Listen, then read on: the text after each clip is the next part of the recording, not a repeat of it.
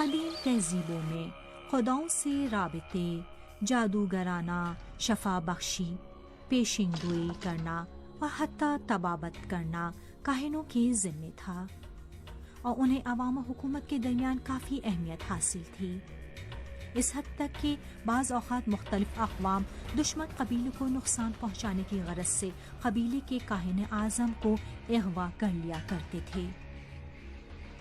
مرچا ایلیادا کی کتاب شیمنزم کے مطابق کاہن کے عہدے تک پہنچنا اور اس کے درجے طے کرنا بہت سخت اور اس کے لیے طاقت فرسا امتحانات سے گزرنا پڑتا تھا، کیونکہ کاہنین اپنے خفیہ نظام میں کسی کو بھی آسانی سے داخل ہونے نہیں دیتے تھے۔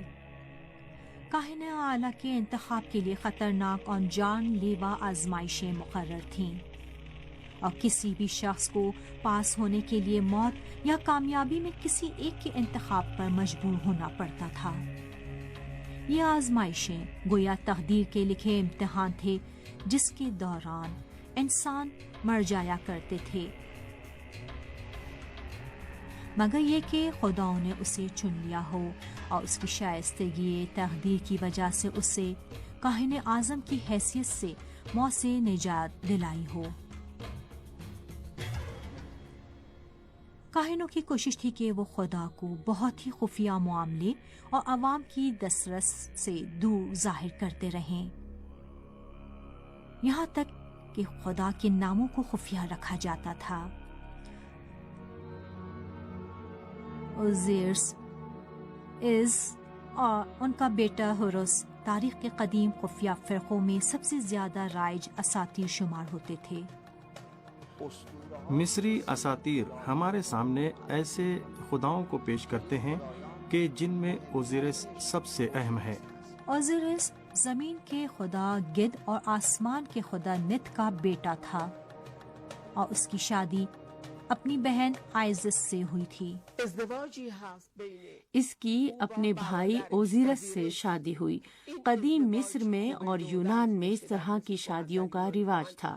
اس شادی کا نتیجہ آج ہمارے سامنے ہے کہ بعد میں ہوروس دنیا میں آیا، لیکن خداؤں کے درمیان کشمکش پہلے سے چلی آ رہی ہے۔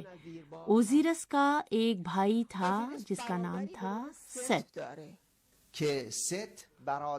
اوزیرس کا بھائی ست اس سے بہت زیادہ حسد کیا کرتا تھا، وہ اسے قتل کر دیتا ہے اور اس کے جسم کے ٹکڑے ٹکڑے کر کے مصر کے مختلف مقامات پر پھینک دیتا ہے۔ جب اس کی بہن اور اوزیرس کی بیوی آئزس پر واضح ہو جاتا ہے کہ اوزیرس کو ست نے مارا ہے، تو اس کے اعضائے بدن تلاش کرنے نکل کھڑی ہوتی ہے تاکہ جادو اور سحر کے ذریعے سے خود کو اس سے حاملہ کر سکے۔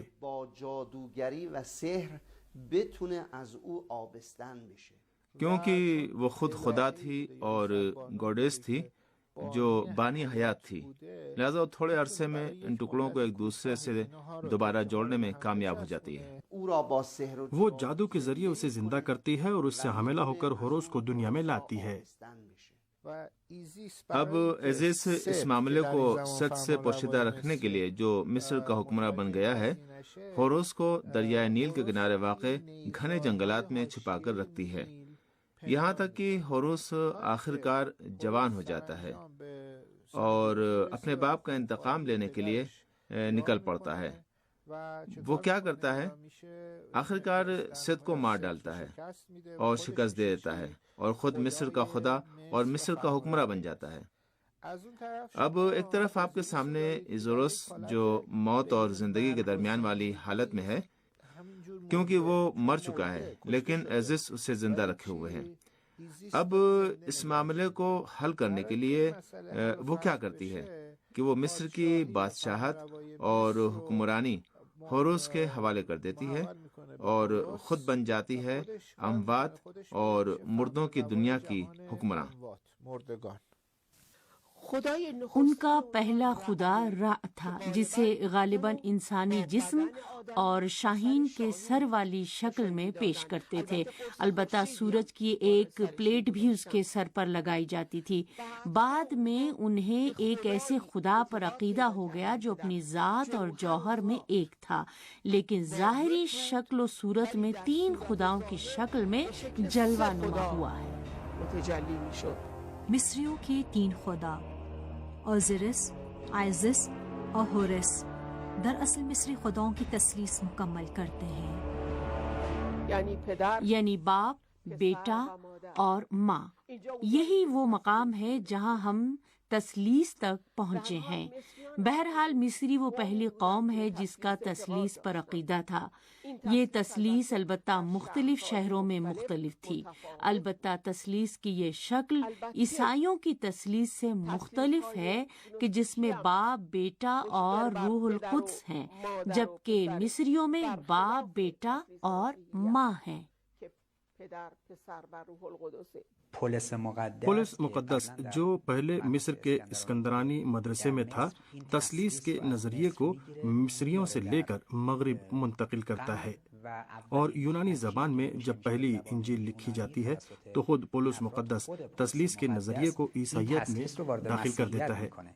البتہ عیسائیت میں یہ تثلیث دوسری شکل میں داخل ہوئی اور اس میں ماں کو نکال دیا گیا۔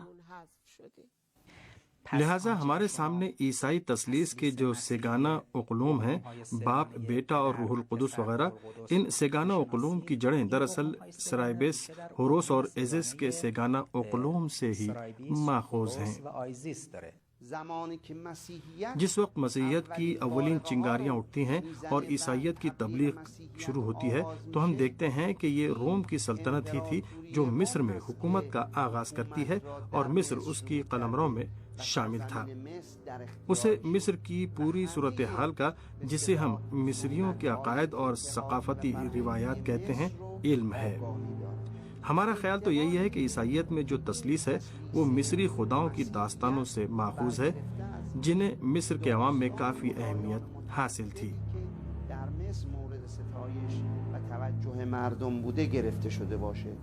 ماں کی آغوش میں بیٹے کا مجسمہ دراصل مصریوں سے تعلق رکھتا ہے جو بعد میں دنیا کے دیگر علاقوں میں پہنچ گیا۔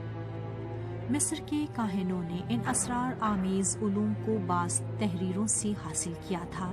اگرچہ رمزیہ تحریریں انسانوں کی لکھی ہوئی تھیں، لیکن ایک افسانوی خدا ہرمس تھریس میجسٹس سے منسوب تھیں۔ در حقیقت وہ ایک افسانوی استاد تھا جو غیبی مکاتب کے ماننے والوں کو تربیت دیا کرتا تھا اور انسانوں کو شہر سازی کا فن سکھایا کرتا تھا۔ اس کا نام ہرمس تریز میسجرس تھا، اور ہرمس کے معنی 3 گنا بڑے کے ہوتے ہیں۔ اس نے ایک کتاب لکھی تھی جس کا نام پائمندر تھا، جو شاید ہم کہہ سکتے ہیں کہ انجیل کی طرح غیبی اور قدیم قوانین پر مشتمل کتاب۔ ہرمس تھریسمیجسٹس کیمیا کے فلسفے کا ماہر اور یونانی خداؤں میں سے ایک تھا جو انسانوں کو حادث یعنی فروردین کی دنیا میں لے جاتا تھا۔ یونانیوں اور مصر کے درمیان مسلسل آمد و رفت مصریوں کے مذہب اور یونانیوں کے فلسفے کے امتزاج کا سبب بنی، اور اسی امتزاج کے نتیجے میں ان کے خداؤں میں مشابہت پیدا ہونے لگی، اور مصر کے خدائی آئین کے کاتب تہوت اور یونان کے خدا ہرمس کے درمیان امتزاج پیدا ہو گیا۔ با هرمس خدای یونانی با هم تلفیق شدند۔ مختلف قوموں کی اساطیری تاریخ میں ہرمس کے مختلف نام ہیں، لیکن ان کا کردار تقریباً ایک ہے۔ ہرمس کو یہودیوں کی کتاب خلقت میں ایناک کہا گیا ہے، وہ ایناک جس کا ذکر انجیل میں ہے۔ بعد میں یونان کے غیبی فلسفیوں کے عقیدے میں شامل ہو گیا، اور انہوں نے اسے انتہائی کفر آلود اور ذہین خداؤں کے ملاپ سے بننے والے نئے خدا کی شکل میں پیش کیا۔ تاریخ دانوں کے بغور ایناک کو روم میں مریخ اور یونان میں ہرمس کے نام سے شہرت حاصل ہوئی۔ مصر کے لوگ اسے تات کے نام سے پہچانتے تھے۔ ہرمس ایک استاد اور اٹلانٹس کا بادشاہ تھا۔ اٹلانٹس ایک ایسا ملک ہے جسے بعض لوگ دیومالائی افسانوی مملکت قرار دیتے ہیں، جبکہ بعض اسے ایک حقیقی ملک بھی سمجھتے ہیں جو طوفان نوح کے دوران تباہ ہو گیا تھا۔ زیادہ تر خفیہ فرقوں میں اس ملک کا بہت چرچا کیا جاتا ہے۔ خفیہ فرقے رزق راس ہا کے ایک رکن فرانسس بیکن کا عقیدہ تھا کہ بر اعظم امریکہ کا علاقہ دراصل اٹلانٹس سلطنت کا اصل مقام تھا۔ ہرمس کے اختراعات میں ایک کیمیاگری کا فن بھی تھا۔ خفیہ فرقوں کے نظریات کے مطابق ہرمس نے کیمیاگری اور انسان اور انسانی سرشت کی پہچان کے لیے ضروری علم قدیم خداؤں سے حاصل اور انسانوں کو سکھایا تھا۔ اس سے منسوب تعلیمات میں سے ایک جو آج کل بھی رائج ہے، اس نقطے کو بیان کرتی ہے کہ جو کچھ اوپر ہے وہی نیچے بھی ہے۔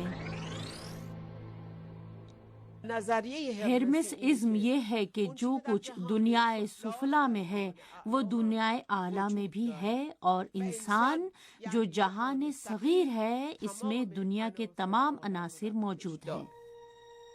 ہرمس تھریس میجسٹس سے منسوب غیبی نظریات کے مطابق جو کچھ عالم بالا میں ہے، عالم سفلی میں اس کا عکس نظر آتا ہے۔ یہ وہ فلسفہ تھا کہ جس نے شہر سازی میں قدیم تہذیبوں کی رہنمائی کی۔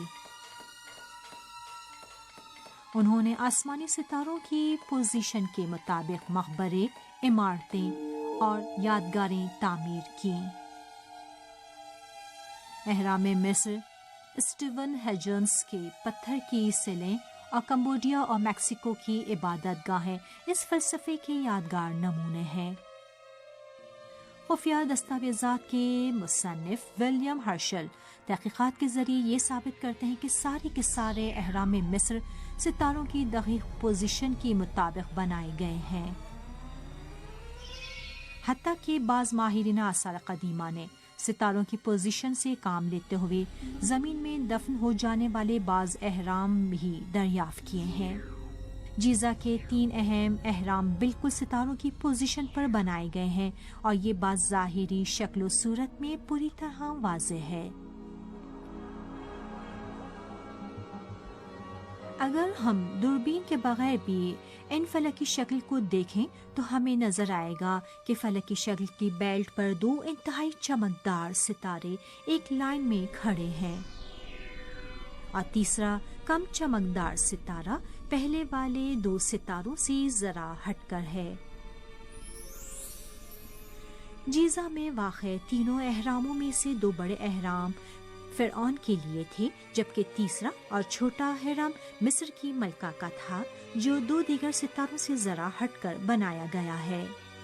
اہرام کی دیواروں میں کچھ خالی جگہ بنی ہوئی ہیں جو قبروں سے آسمان کی سمت جاتی نظر آتی ہیں، جس کے ذریعے سے مردے کی روح آسمان پر واقع اپنے مخصوص ستاروں کی جانب پرواز کیا کرتی تھی۔